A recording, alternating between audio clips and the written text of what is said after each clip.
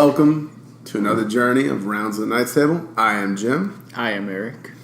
We're here to talk about A Quiet Place.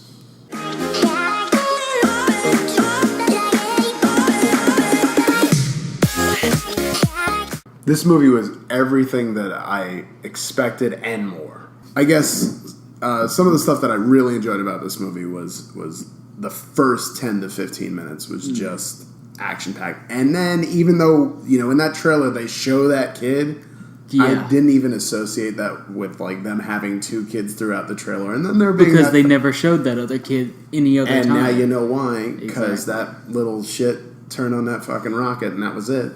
Yep. It was a little unexpected. It was, out of the blue. It really was, and it's coming, because they do show that in the trailer. But you're like, nah, he's got him. He's going to get him away. Nope. No, not at all. It was really well acted, I thought. This movie had, John Krasinski, who I think is just underrated as an actor. Everyone loves him from The Office, but did some solid movies along the way and just can't get, I think, the work that he deserves. But hopefully that changes now. Not that he's not like he's struggling for work. Plus, his wife is Emily Blunt. And she was amazing in this movie. Really good in this movie. And he, throughout his interviews and stuff, he always sings her praises and stuff like that. And, obviously you could be a little biased, but, I really don't think so. She owned that role for what it was. And then, we had talked about Millicent Simmons, the young girl. Yes, who was actually deaf in real life. Yes. Playing a deaf character. Uh-huh.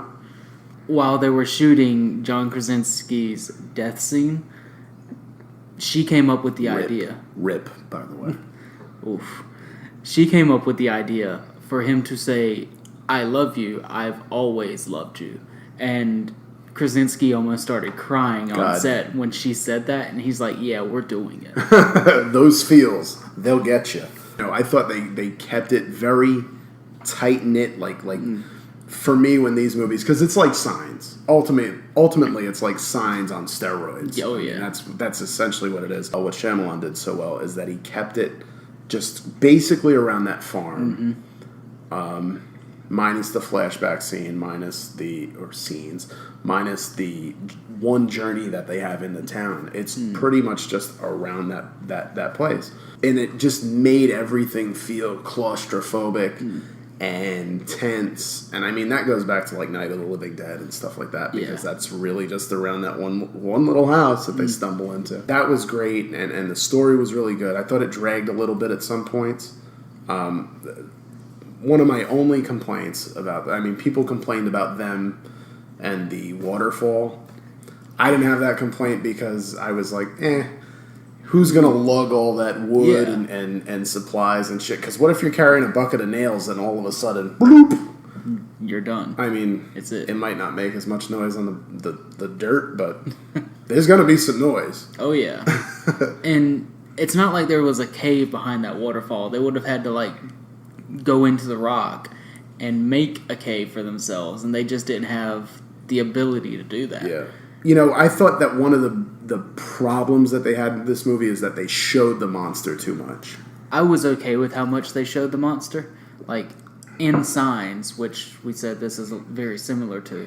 Yeah. It showed the aliens hardly at all. You see the shadow of them in, the foot of one. Yeah. Near the end is the only time you really see a full-bodied alien. Yeah. And in this, you see the monsters get the boy.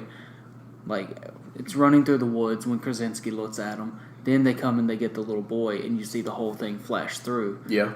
And you're scared of the monster the entire time after that, because you don't really know what it looks like, which is kind of like a Demogorgon. I was okay with how much they showed it. They did really well with the CGI and all for the full monster there at the end. Yeah. Because you see, its little eyes and ears popping out and stuff. Yeah.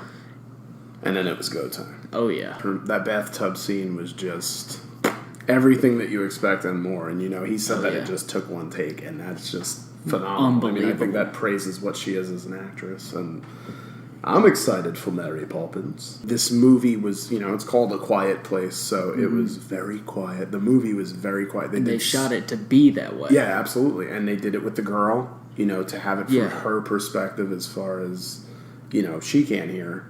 So they just kept it all down. And man, it was just an incredible watch. And, there were people in the theater opening their bags of candy. And it was like, and they were trying to be quiet. Like, luckily we went to a theater that they were trying to be discreet. And I was still like, dead. Well, that's the thing is, I think what they were trying to do was keep it as quiet as possible throughout the movie until something was about to happen. Then you start hearing stuff.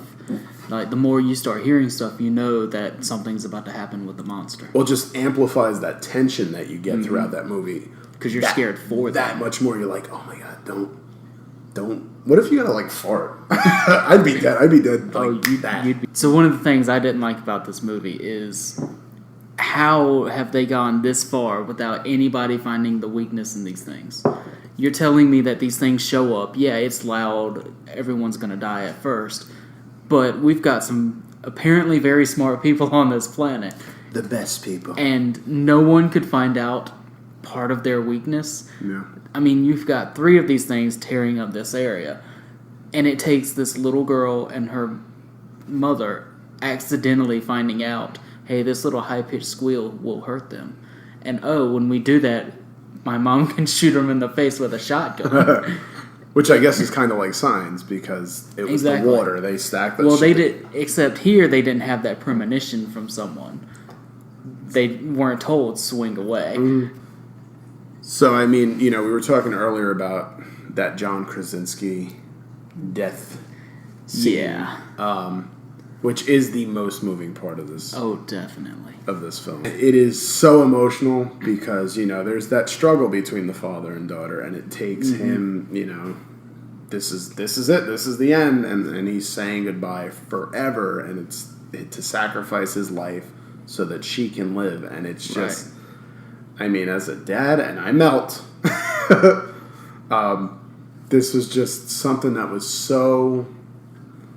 It was so touching, especially, because it's just that a powerful scene between 2 actors. And just the look on his face, for one, telling her, how he felt, how he always felt. Yeah. And then the look on her face realizing what was happening was just...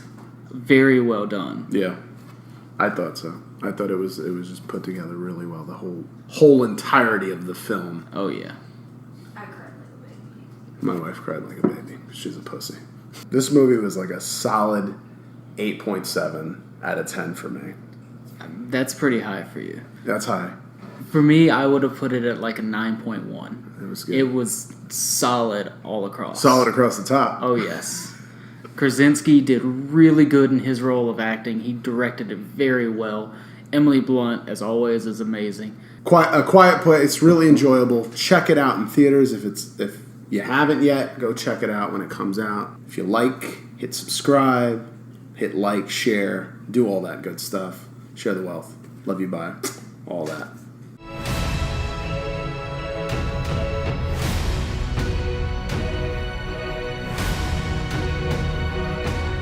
Give me Will Smith any day, and that speech from Independence Day. Oh my God, it's the best speech. I'm ready to go, like, save the universe. I mean, whatever.